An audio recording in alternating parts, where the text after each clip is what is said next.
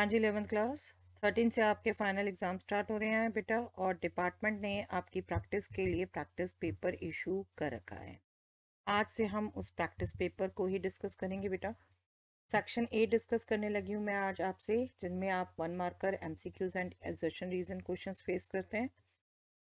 पहला क्वेश्चन है बेटा पेपर में, cos 40 degree plus cos 80 degree plus cos 160 degree plus cos 240 degree, इसकी वैल्यू बतानी। नो डाउट देखो, आई एम श्योर आपको इनको देखते ही ये फॉर्मूला रिकॉल होता होगा। कॉज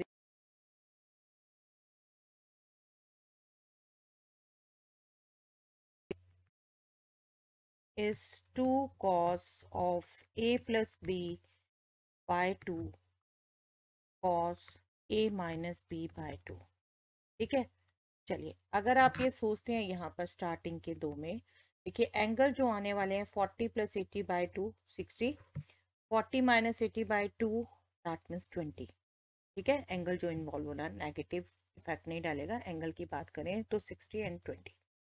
अब यहाँ पर जो दो आपके एंगल हैं 160 240, 160 को आप 180 माइनस 20 लिख सकते हैं और 240 को 180 प्लस 60 लिख सकते हैं।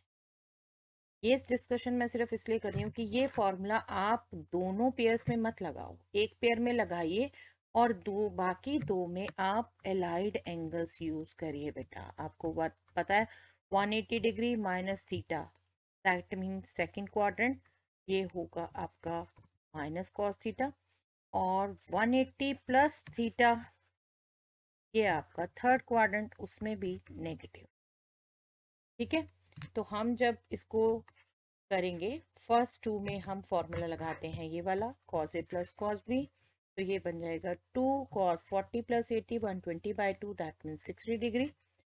cos 40 माइनस 80 बाई 2, आप इसको 80 को पहले रख लोगे तो ऑटोमेटिकली पॉजिटिव आना है, otherwise cos minus theta cos theta ही होता है, तो भी ये पॉजिटिव होना है, सीधा ये लिख ली। एमसीक्यू है, आप जितना कम लिख सको। cos 160 को आप सोचेंगे 180 माइनस 20, तो माइनस cos 20 बन गया बेटा, राइट। cos 240 को आप सोचेंगे 180 प्लस 60, तो वो भी माइनस cos 60 बन गया, इसमें चेंज हो गया। और cos 60 की आपको वैल्यू पता है दैट इज 1/2, इसको आपने पुट किया, ये आपका हो गया माइनस cos 20 एज सच, और ये माइनस 1/2। अब देखो ये 2 2 कट गया, ये cos 20 ये माइनस cos 20 ये आपस में कट गए, सिर्फ रह गया माइनस। हो गया जल्दी। जब आप दोनों को चेंज करते तो थोड़ा सा हो सकता था देर लगती, ये आपका आंसर आ गया -1/2। ओके, चलिए next. Which of the following is not equal to cos 2x, बहुत बार पूछा जा चुका है बेटा, आई एम श्योर आप देखते ही लिख चुके होंगे इसको, सी इज द आंसर।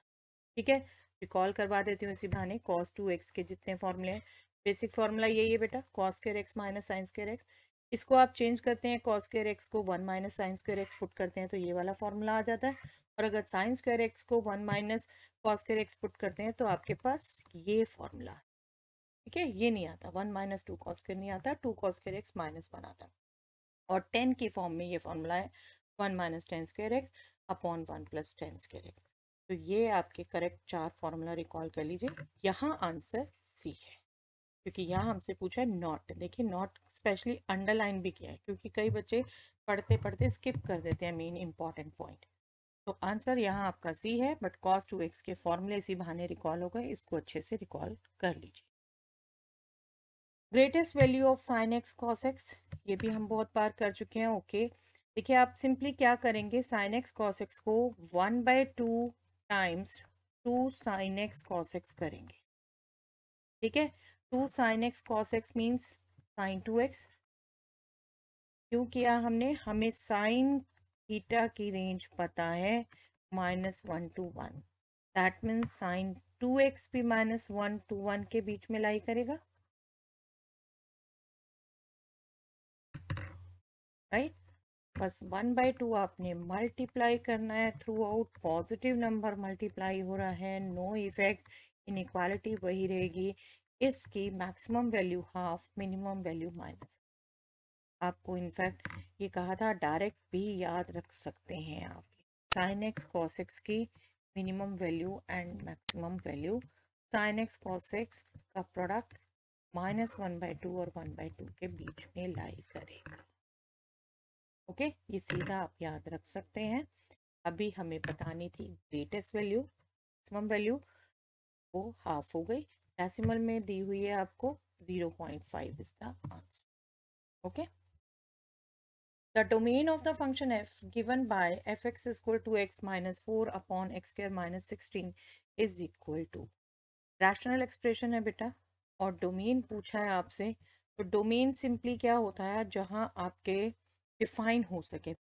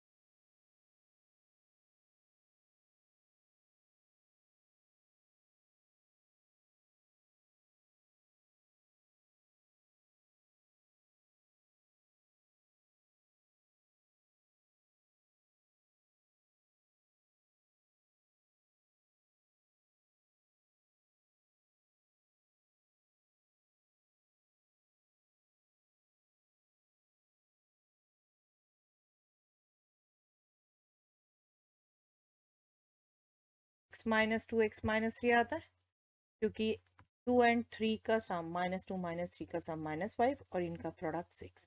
ठीक है, तो जब आप ग्रेटेस्ट इंटीजर का यहाँ पर ले रहे हो तो इसमें भी सिमिलर ढंग से आपने सॉल्व किया।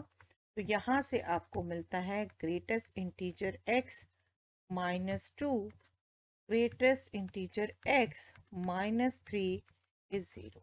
मतलब ग्रेटेस्ट इंटीजर देख के घबराना नहीं है, जो आप क्वाड्रेटिक में फैक्टराइजेशन करते हो वही करना है, बस x की जगह अब यहाँ ग्रेटेस्ट इंटीजर x हो गया। ओके, और यहाँ से आपकी दो वैल्यूज क्या बनती है, ग्रेटेस्ट इंटीजर x इज 2, यहाँ से एक फैक्टर 0 किया आपने, दूसरा greatest integer x is 3। Okay, greatest integer x 2 कब कब होगा बेटा, डेफिनेशन रिकॉल करिए। ग्रेटेस्ट इंटीजर फंक्शन क्या कहता है, greatest integer less than equal to x, मतलब x के इक्वल या उससे लेस। तो 2 वैल्यू आई वो, तो दैट मीन्स यहाँ के लिए x कहाँ बिलोंग करता है, 2 एंड 3 के बीच में, 2 पर क्लोज 3 पर ओपन, ये ध्यान। ठीक है, और यहाँ पर सिमिलर x बिलोंग करेगा close from 3 open from 4 this interval. अब आप x या तो इसमें करता है या इसमें करता है, आप देखो 3 से जस्ट लेफ्ट में इसमें आ गया, 3 एग्जैक्ट यहाँ आ गया, 3 के राइट भी आ गया, तो इन दोनों को कंबाइन करना आपके लिए इजी हो गया। x should belong to semi close interval 2 to 4, close from 2 and open from. Okay, ये आपका सॉल्यूशन सेट होगा इस इनइक्वालिटी का, that means D is the. चलिए next part, if theta is 135 degree and it is equal to a pi by b in radian, मतलब degree को radian में change कर दिया है, where a and b are coprime, a b को prime है, मतलब आपने इसको स्टैंडर्ड सिंपलेस्ट फॉर्म में लिखना है। ठीक है, then a plus B, a और b आप रीड करेंगे, a प्लस बी क्या होगा, सिंपल टू डू बेटा। क्या करते हो इसको चेंज करने के लिए, पाई बाय 180 से मल्टीप्लाई ही करते हो। ठीक है, तो बस 135 अपॉन 180 आपका किससे कट सकता है वो देखिए, आई थिंक 45 से कट सकता है। 45 ये हो जाएगा 4 ज़ा, और ये 45 3 ज़ा। ठीक है, आप स्टेप बाय स्टेप काट रहे हैं, 5 से 9 से आप वो देख सकते हैं कैसे आपका कट रहा है, बट 3 पाई बाय 4 आना है। This must be equal to a pi by b, that means a is your 3, b is 4, और आपको वैल्यू चाहिए a प्लस बी की, तो वो हो जाएगी 3 + 4 that means 7। 7 D is the answer. Okay, simple radian conversion का question. 1 plus iota power 4 is p plus iota q, then p square plus q square equals to 1 plus iota square. I hope आपको ध्यान है बेटा, मैंने कहा था ये तो आप फ्रिक्वेंटली याद ही रख लीजिए ताकि बार बार आपको सॉल्व ना करना पड़े। 2 आयोटा विद नेगेटिव, एक बार दिखा देती हूँ, आपने बस a plus B whole square का फॉर्मूला यूज करना है बेटा, 1 square plus iota square plus 2 iota, ये बनना है। आयोटा स्क्वायर -1 होता है तो ये सिर्फ 2 आयोटा, ठीक है। तो इट्स बेटर इसको याद रख लो, कुछ मुश्किल नहीं है, प्रैक्टिस होती है तो अपने आप फ्लो में आ जाता है। यहाँ पर 1 प्लस आयोटा पावर 4 है, it means 2 iota whole square, right, 1 plus iota square whole square. Let me just write once, यूजन नहीं होना चाहिए आपकी प्रैक्टिस में कहीं भी, राइट। और 1 प्लस आयोटा स्क्वायर को आप 2 आयोटा लिखेंगे तो आपका 2 आयोटा स्क्वायर, इंडिसेस का रिजल्ट यूज किया, 2 square is 4, iota square is -1, तो ये आपका बन गया बेटा -4, क्योंकि आपने कंपेयर करना है कॉम्प्लेक्स नंबर से तो plus iota 0, that means p is -4 and p is -4 and q is 0। और आपसे वैल्यू पूछिए p square plus q square की, that means -4 square 16 plus 0 that 16। चलिए ये तो ज़्यादातर आंसर डी आ रहे, 16, ठीक है, 16 is the. If z is 3 plus root 2 iota, then z into z। यहाँ आई थिंक क्वेश्चन में मिस्टेक है बेटा, z इंटू जेड कॉम्प्लेक्स ही आएगा, आपको दिख रहा है यहाँ पर, आपकी प्रैक्टिस अच्छी है तो z इंटू कंजुगेट z आपका रियल आता है मोस्टली। z क्या है, 3 प्लस रूट 2 आयोटा, और कंजुगेट z से आपको मल्टीप्लाई करना है इसे। कंजुगेट z के लिए क्या करते हैं हम, सिंपली नेगेटिव करते हैं इमेजिनरी पार्ट को, रूट 2 आयोटा प्लस पॉजिटिव था, नेगेटिव कर दिया आपने। अब आपने बस z को z कंजुगेट से मल्टीप्लाई करना है, और सिंपली इसके लिए आपके पास फॉर्मूला भी है, अदरवाइज ना याद हो तो आप a plus B into A minus B भी यूज कर सकते हैं। This is 3 square minus root 2 iota square, this is 9 minus 2 iota square is -1, तो ये हो गया 9 प्लस 2 11, ठीक है। फॉर्मूला कौन सा कह रही हूँ, z into conjugate z is modulus z square. ये अगर आपको याद है तो बिल्कुल सिंपल बन जाता है बेटा, z का मॉडुलस आपने निकालना है, that will be 3 square plus root 2 square, इसका रूट उसका होल स्क्वायर। चलिए एक बार लिख देती हूँ, आपको फॉर्मूला पूरा याद हो जाए। Square root of this modulus ये होता है, और स्क्वायर लिखना है मॉडुलस का, ये आपका हो गया 9 प्लस 2 11। आंसर सेम है, बट ये याद होने से आपका काम बहुत ईजी, अदरवाइज आपको बिल्कुल अलजेब्राइक आइडेंटिटी भी आती है। आंसर क्या हो गया यहाँ, okay. If z is 2 plus 3 iota into 3 plus 4 iota divided by 4 plus 5 iota, then imaginary part of z into z conjugate equal to। अभी हमने किया बेटा, अभी आप देख चुके, रिजल्ट आपको याद है तो नहीं भी पिछले क्वेश्चन हो तो आपको ये रिजल्ट अगर याद है, मॉडुलस जेड स्क्वायर आपका एक रियल पार्ट आना है, रियल नंबर आना है, ठीक है।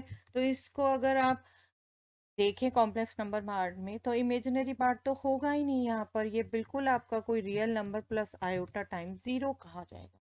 तो इमेजिनरी पार्ट पूछा है बेटा, इसका कैलकुलेशन के बिना ही आपको पता है वो जीरो होगा, सिर्फ ये रियल आने वाला, ठीक है।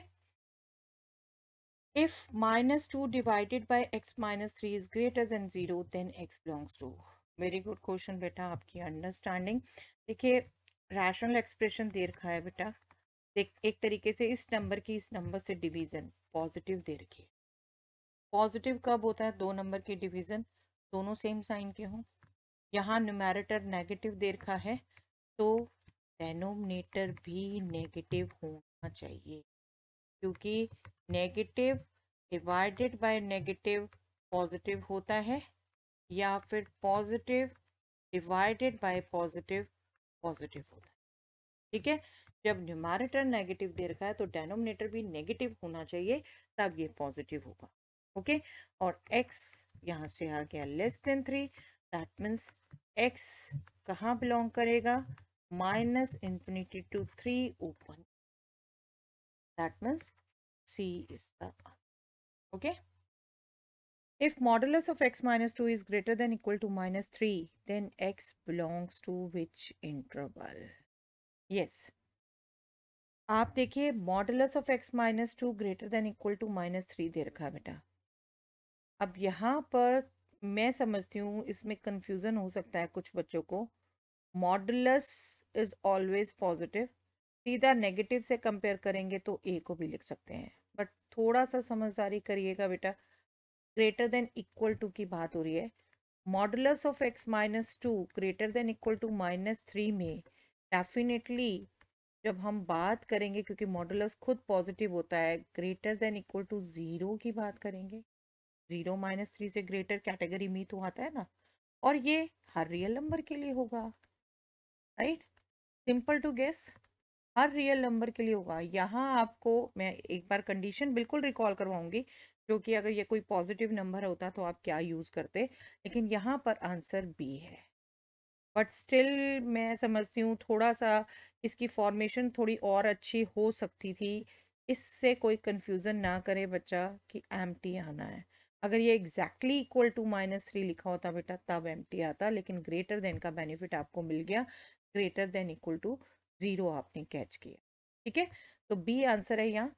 अब मैं एक बार रिजल्ट रिकॉल करवा देती हूँ। जो जनरल अगर ये पॉजिटिव नंबर होता है तो आप क्या यूज करते, simply modulus x greater than equal to a कब होता है, दैट मीन्स एक बार रिकॉल करा देती हूँ फिर आप रिजल्ट याद रख लेना। +-x greater than equal to a, that means either x greater than equal to a और -x greater than equal to a, जिसको आप बिल्कुल रिवर्स करो, x greater than equal to a और x less than equal to -a।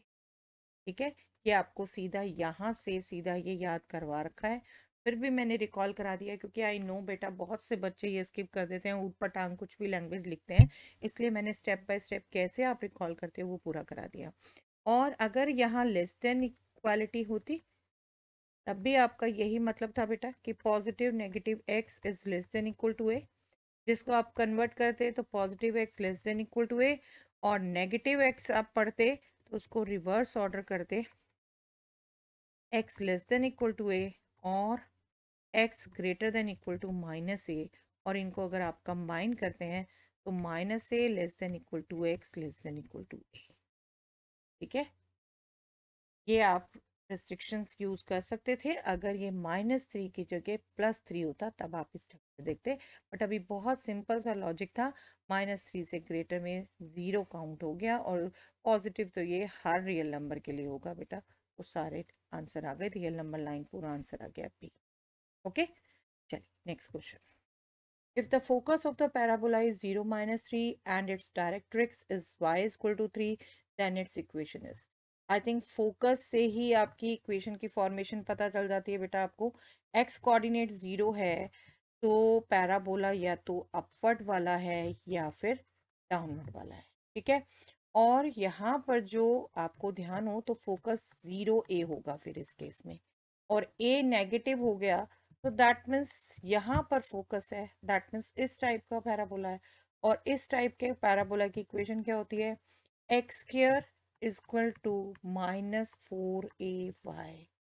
A is यहाँ से पढ़ेंगे आप 3, तो ये आपकी इक्वेशन हो गई, X square is equal to -4 into 3 -12y, that means B is the answer.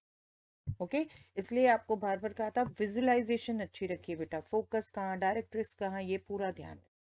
ठीक है, आपकी भी जल्दी हो जाता है ऐसे बनाना। The reflection of the point alpha beta gamma in X Y plane, X Y plane में आपकी इस पॉइंट की रिफ्लेक्शन पूछी है। Suppose this is X, this is Y, this is Z. आपका पॉइंट यहाँ है कहीं स्पेस में अल्फा बीटा गामा, इसकी रिफ्लेक्शन मतलब इसकी image with respect to X Y plane, ये आपका एक्स वाई प्लेन। ठीक है, इसका एक्स वाई प्लेन पर आपने परपेंडिकुलर डाला, ये फुट, मैं दोनों बात रिकॉल कराना चाहती हूँ बेटा। फुट अगर आप बात करेंगे तो अल्फा बीटा जीरो हो गया। एक्स वाई प्लेन की इक्वेशन क्या होती है, Z is equal to zero, तो जेड यहाँ जीरो हो जाएगा, अल्फा बीटा ये रहेंगे। और इमेज बिल्कुल इक्वल डिस्टेंस पे आप नीचे चले गए, तो ये इमेज के लिए क्या हुआ, अल्फा बीटा वही रहे, जो जेड कोऑर्डिनेट था वो नेगेटिव हो गया, अल्फा बीटा माइनस का। ठीक है, इसको डिटेल भी आपकी वीडियो बना के मैंने डिस्कस किया हुआ था, जो पूरा सब रिकॉल करना चाहते हैं, एक्स एक्सिस से डिस्टेंस, प्लेन से डिस्टेंस, वो सब वहाँ से रिकॉल कर सकते हैं। ओके, आपसे एक पीडीएफ भी शेयर किया हुआ मैंने, वो भी एक बार रिवाइज कर लीजिए। अभी यहाँ आंसर हो गया ए। ओके, आपकी अंडरस्टैंडिंग 3D स्पेस की।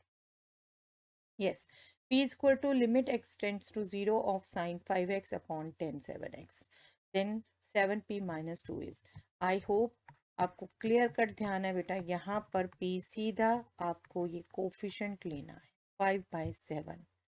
7p माइनस 2 क्या हो जाएगा, 5/7 into 7 that means 5 minus 2 that means 3। C is the answer. ठीक है, एक बार फिर भी आपको रिकॉल करा देती हूँ आया कैसे। आपको ये अदरवाइज मैं सिखा चुकी थी कि इसको सीधा ऐसे यूज करिए। साइन 5x है तो नीचे आपको 5x चाहिए बेटा, टेन 7x है तो न्यूमैरेटर में आपको 7x चाहिए। अब x तो एडजस्ट हो गया, 5 अगर आपने डिवाइड किया है तो 5 से मल्टीप्लाई भी करेंगे, 7 से अगर मल्टीप्लाई किया है तो डिवाइड भी। अब आप लिमिट का अलजेब्रा यूज़ कर लेते हैं, लिमिट आप दोनों के साथ अलग अलग लगा लेते हैं, तो ये लिमिट भी 1, ये लिमिट भी 1, आपका आंसर हो गया 5/7 into 1 into whenever x tends to 0 5x is also tends to 0 7x also tends to definitely उस कारण। ठीक है, 5/7 लॉजिक ये है, बट आई होप अब आप सीधा ध्यान रखते हैं बेटा, साइन और टेन दोनों के लिए ये कंसेप्ट आप यूज़ कर सकते हैं। यहाँ आंसर हो गया C3। Value of the limit of x cube plus x square plus x minus 3 divided by x minus 1 is equal to where x tends to 0। देखो डेनोमिनेटर सबसे पहले चेक करते हो बेटा, 0 पुट कर दिया तो -1 आएगा, no hindrance.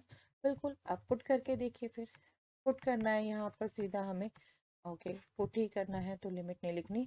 0 + 0 + 0 -3 divided by 0 -1 that means -3 divided by -1 that means 3। B is the easy to get। लंबा चौड़ा एक्सप्रेशन देख के मत डरिए, इजी था, पुट किया जा सकता। If probability A is 0.2, probability B is 0.3 and probability A intersection B is 0.1, then probability A union B। Direct addition theorem बेटा। probability of A union B क्या होता है, probability A plus probability B minus probability A intersection B। okay, that means probability A union B is simply 0.2 plus 0.3 minus 0.1 sorry 0.5 minus 1 0.4 fraction में लिखा है। Okay, 4/10 2/5। No answer is correct here. यहाँ पर भी मैं कहूँगी रॉन्ग ऑप्शंस दी हुई हैं बेटा आपको। आप देखिए, बिल्कुल सीधा डायरेक्ट क्वेश्चन है, यही थ्योरम लगती है। हमारी कैलकुलेशन में कोई फॉल्ट नहीं है, कैलकुलेशन बिल्कुल ठीक है। आंसर ये भी हो सकता है, आंसर ये भी हो सकता है, बट इनमें से कोई भी नहीं, रॉन्ग ऑप्शन है। अगेन मैं कहूँगी ऐसी बात में आप घबराइए मत बेटा, अपना आंसर अटेम्प्ट करिए जरूर। क्वेश्चन फॉर्मेशन रॉन्ग होगी तो बच्चों का नुकसान कभी नहीं। If A and B three mutually exclusive and exhaustive events of an experiment such that 3 times PA is 2 times PB is equal to PC, then probability of A equal, probability of A बतानी है, जबकि ये आपको दे रखा है। और अगर बेटा ये आपको रिलेशन दे रखा है, आप यहाँ पर एज्यूम कर ले कि ये सभी प्रोबेबिलिटीज के इक्वल हैं, तो यहाँ से क्या हुआ, प्रोबेबिलिटी ए आपके पास आ गई के टाइम के/3, 3 को डिवाइड करेंगे राइट साइड में। यहाँ से प्रोबेबिलिटी बी क्या आ गई k/2, और यहाँ से प्रोबेबिलिटी सी क्या आ गई k। ठीक है, और क्योंकि ये म्यूचुअली एक्सक्लूसिव एग्जॉस्टिव हैं तो आपको रिजल्ट ध्यान होना चाहिए, ये इन सब की प्रोबेबिलिटीज का सम, सैंपल स्पेस की प्रोबेबिलिटी होगी और वो 1 क्योंकि म्यूचुअली एक्सक्लूसिव एग्जॉस्टिव। ठीक है, और इनको बस अब आप पुट कर दीजिए, k/3 plus k/2 plus k is 1, that means ये हो गया 5k/6, ये हो गया 11/6k, that means k is 6/11। और आपसे पूछा है प्रोबेबिलिटी ए हो गई k/3, दैट मीन्स यहाँ पुट करेंगे 2/11। 2/11 अगेन यहाँ आंसर नहीं है। आई थिंक बेटा इसकी ऑप्शंस पिछले क्वेश्चन में चलेंगी, थोड़ा टाइपिंग मिस्टेक हुई है ये। देखिए यहाँ 2/11 है, बट नो इशू, हम ये नहीं कर सकते कि इसमें आंसर है। आप बेफिक्र होके अपना आंसर लिखिए, आप वहाँ साथ में लिख दीजिए ऑल ऑप्शंस आर रॉन्ग। ठीक है, बिल्कुल कंसीडर किया जाएगा, नहीं भी किसी का ध्यान जाएगा तो आपके लिखने से पढ़ा जाएगा, चेक होगा फिर। ओके, चलिए। Mean and standard deviation of 1 2 3 4 5 6 is, mean निकालना है, स्टैंडर्ड डेविएशन निकालना है। फर्स्ट 6 नेचुरल नंबर है बेटा, मीन निकालेंगे। मीन आपको पता है sum of all entries divided by number of entries, 6 तक का सम है। आई होप आपको ध्यान है। Summation up to n is n into n+1 divided by 2, यहाँ वही यूज करेंगे। 6 इंटू 7/2 और नंबर ऑफ एंट्रीज भी 6 है, तो ये आपका आंसर हो गया 7/2। बट आप देखो मीन 7/2 भी 2 में दे रखा है, तो आपको डेफिनेटली स्टैंडर्ड डेविएशन भी निकालना पड़ेगा, अदरवाइज वो स्किप हो सकता था, एक में दिया होता तो। स्टैंडर्ड डेविएशन आपका होता है square root of variance, right. और वेरिएंस आपका बिल्कुल जो हमने चेंज फॉर्मूला कर रखा ना, क्योंकि ये फर्स्ट 6 नेचुरल नंबर है, आप उसको यूज कर सकते हो बेटा। Summation of xi square divided by n minus summation xi divided by n whole square. Summation xi square that means summation n square का फॉर्मूला यूज करना है आपने, that is n+1 2n+1 divided by 6। तो ये क्या हो गया, n यहाँ 6 है, 6 इंटू 7 12 प्लस 1 13 डिवाइडेड बाय 6, और n भी 6 है बेटा, माइनस ये आपका हो गया 7/2, 6 से 6 कैंसल, ये आपका हो गया 91/6, ये आपका हो गया 49/4। LCM here will be 12 and this will be 182, this will be 137, no 147, right. ये आपका हो गया 535/12, वेरिएंस था ये, स्टैंडर्ड डेविएशन हो गया square root 35/12, that means C is the correct. Okay, simple question था स्टैटिस्टिक्स का। असर्शन रीजन क्वेश्चन बेटा, 2 क्वेश्चन आपको असर्शन रीजन आते हैं, जिन्होंने अब तक ध्यान ना दिया हो एक बार समझ लीजिए बेटा। 2 स्टेटमेंट दी होती हैं आपको इन क्वेश्चंस में, एक को असर्शन कहते हैं, एक को रीजन। आपको दोनों गौर से पढ़नी होती है, कौन सी सही है कौन सी गलत है ये देखना होता है, और आपकी यही चेकिंग करते करते आपको पता चल जाता है कि क्या जो आपने ए देखा अगर सही है, उसके सही होने का कारण रीज़न ही है, रीज़न जिसे कह रहे हैं। अगर ऐसा है तो ए चूज करिए, अगर दोनों सही है लेकिन वो कारण उसका नहीं है, रीज़न ए के सही होने का कारण नहीं है, तो बी चूज करिए। अगर एजर्शन सही है रीज़न फॉल्स है तो सी चूज करिए, एजर्शन फॉल्स रीज़न ट्रू है तो डी चूज। ठीक है, चलिए पहला क्वेश्चन था assertion if 2023 c2x minus 2 is 2023 cx, then sum of all positive values of x is 677। yes, ये आपको रिजल्ट पता है बेटा, ncp is equal to ncq if and only if either p is equal to q or p plus q is equal to, ठीक है। तो जब आपको दे रखा है 2023 c 2x minus 2 is 2023 CX. This means आपको या तो 2x minus two equal to x, ये सही होना चाहिए, ये पता है, या फिर 2x minus two plus x जो है वो 2023 होना। तो इन दोनों से x की वैल्यूज निकलेंगी, जो पॉजिटिव x की वैल्यूज निकलेंगी उनका एक तरीके से सम कह रहे हैं 677। तो निकालते हैं, 2x x को इधर लाएंगे माइनस हो जाएगा, 2 को उधर लाएंगे पॉजिटिव, x2 आ गया एक तो सीधा। दूसरा देखते हैं, ये हो गया 3x, 2 को उधर ले गए तो प्लस हो जाएगा, दैट विल बी 2025, और 3 से डिवाइड करेंगे तो x आएगा आपके पास 2025 बाई 3, 3 6 3 7 3 5। तो वैल्यूज ये आ गई और बिल्कुल इनका सम बेटा यही है 677, राइट। तो ये स्टेटमेंट ट्रू है। Okay, reason, if NCX is equal to NCY then x is equal to y और x plus Y is equal to n। बिल्कुल यही कर रहे थे बेटा, यहाँ PQ की जगह XY लिख दिया, बल्कि यही चेक कर रहे थे और ये करेक्ट भी है और इसका एक्सप्लेनेशन भी यही है। दैट मीन्स हमारा आंसर हो गया A, both are correct and reason is the correct explanation of assertion। चलिए last question, the range of the function F X is equal to sine X plus cos X is this. Range देखनी है बेटा sine X plus cos X की। अब यहाँ range कैसे देखते हैं आप, आपको रेंज पता है साइन एक्स एक्स दो कॉस एक्स दोनों की क्लोज इंटरवल -1 to 1 होता है। आप ये नहीं करेंगे कि सीधा इसको ऐड कर दें, आप इसको सिंगल एक्सप्रेशन देंगे और वो देखिए ईजिली आ जाता है। यहाँ पर sign X plus cos x आपको पता है दोनों की 45 डिग्री पे π/4 पे वैल्यू 1/√2 होती है, ठीक है।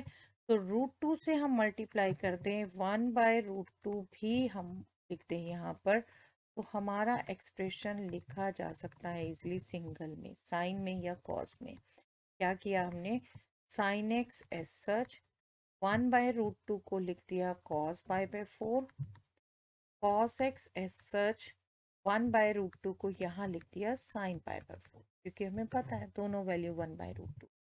ओके, और ये देखिए sine A cos B plus cos A sine B, तो ये आपका हो गया sine of X plus π/4, trigonometry किया, ठीक है। √2 साइन टाइम्स दिस हो गया, और आपको पता है साइन खुद साइन एक्स प्लस π/4 -1 और 1 के बीच में लाई करेगा। आप √2 से मल्टीप्लाई कर रहे हैं तो ये भी √2 से सारी वैल्यूज मल्टीप्लाई होंगी, तो रेंज क्या हो गई -√2 लेकिन हाँ yes, F x -√2 to √2 close interval है बेटा, यहाँ ओपन दे रखा, क्लोज होगा यहाँ पर, ये ओपन नहीं होगा, फॉल्स होगा इस, देखा छोटा सा स्मॉल चेंज है, आप सिर्फ वैल्यू देख के इसे ट्रू मान लो तो फिर गड़बड़ हो जाए, ठीक है। फॉल्स है, ये क्लोज इंटरवल होना चाहिए, यहाँ ओपन इंटरवल दे रखा है। For all theta belongs to R sine theta lies between -1 to 1। Yes, logic तो यही यूज किया हमने, ये करेक्ट है बिल्कुल, लेकिन एजर्शन खुद में ही फॉल्स है। Assertion false, reason true, that means last part D will be the, okay. चलिए, आई होप बेटा ये सभी डिस्कशन आपको हेल्पफुल रह रहे हैं। आज के लिए इतना ही।